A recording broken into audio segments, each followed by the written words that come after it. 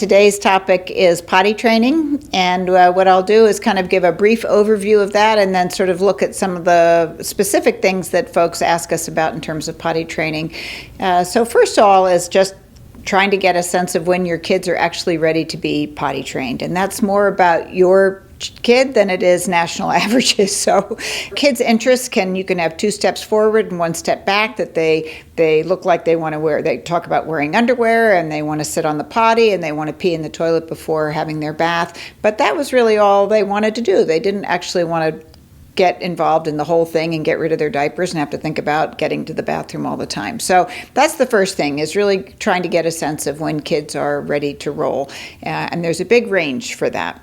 The next thing you want to do is, as hard as this is, to make sure that you're not more invested in your kids getting potty trained than they're invested in it. So that's the reason why you really want to try to gauge their interest, because if we as adults get much more invested in it than they do, they're also at that perfect age where they're looking for places to be in charge and to take control over the situation. And the last thing you want is for potty training to become a battle. You want to be there as their guide to assist them over the finish line, not to be there trying to pull them across with a rope, because it just absolutely won't work. It's like trying to get kids to eat different kinds of food. You can't force it. You can just try to join them in their journey and be there to support their efforts when they're ready to roll. Some people have kids just sit on the big pot. Some people like to have small potty seats. All of that is fine. There's lots of ways to go about doing it.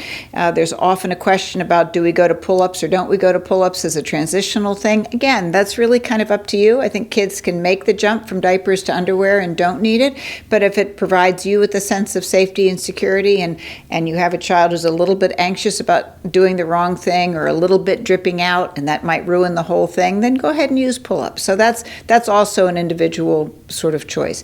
Accidents are absolutely going to be part of the process. It doesn't mean that they're trying to do it before they're actually ready. Accidents are just part of the process, right? Getting to the toilet on time requires a whole lot of different levels of thinking and planning and doing, and so sometimes an accident can happen. If accidents become more the norm than they are the exception, then that tells you that maybe they're not quite ready to do it. And there are plenty of ways you can roll that back for kids. You can say, it looks like your body is letting you and me know that you're not quite ready to get rid of all of your diapers. So we'll try diapers again for a while, and when you're ready, we'll pull the underwear back out. So another thing that folks call and talk about is withholding, and that typically is more around withholding poop and not pee. Most kids feel much more comfortable being able to let go of pee, whereas they tend to kind of withhold poop more, and that can be for a variety of reasons. They could have had a bout of constipation and it hurt, and so now they don't want to let it go. It can just be that the feeling of relaxing enough to let poop come out can be uncomfortable for kids. So often you need a little bit more, kids need a little more coaxing and a little more coaching about what that experience is like and how to go about doing it. I think it's fine to say at a very simple level, food goes in and poop goes out, and that's what we need to do every day. And if it's hard to ask your body to tell you when it's time to do that, we can make a plan and set a timer for you to have a time to do that during the day. There are lots of ways to become the boss of this.